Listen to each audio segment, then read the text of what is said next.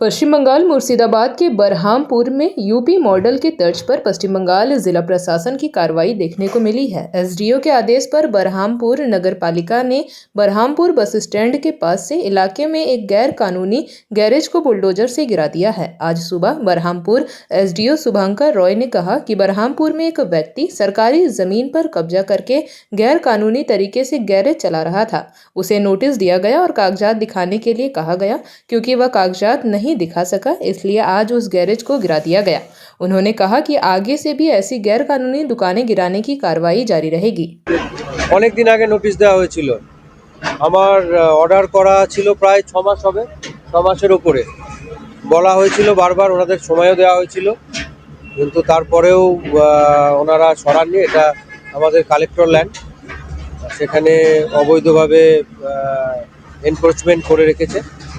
আমরা নোটিশ দিয়েছিলাম এবং তারপরে ওনাদেরকে সুযোগও দেওয়া হয়েছিল কাগজপত্র দেখানোর।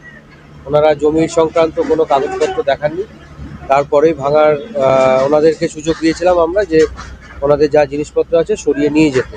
সেটা প্রায় 6 মাস, তো তারপরেও হয়নি। তো আজকে আমরা দেখতেই পাচ্ছেন, আজকে আমরা সবাই এসে ভেঙে দিলাম। সেটা চেষ্টা করা হচ্ছে। এর আগেও গত সপ্তাহেও এক জায়গাতে ভাঙা হয়েছে, আজকেও হলো, এর আগেও হয়েছে, আগামী দিনেও হবে। আমাদের যে গভর্নমেন্ট ল্যান্ড, সেই গভর্নমেন্ট ল্যান্ডকে নেওয়ার মানে সেটাকে ব্যবহার করা নির্দিষ্ট গাইডলাইন আছে, নির্দেশিকা আছে, সেগুলো মেনে যদি কেউ ব্যবহার করে কোনো আপত্তি নেই। কিন্তু এনক্রোচমেন্ট করে অবৈধভাবে এভাবে যদি থাকে, আমরা আমাদের যা আইনানুগ যা ব্যবস্থা আছে সেগুলো যেগুলো আস্তে আস্তে আমরা সবগুলো অ্যাকশন।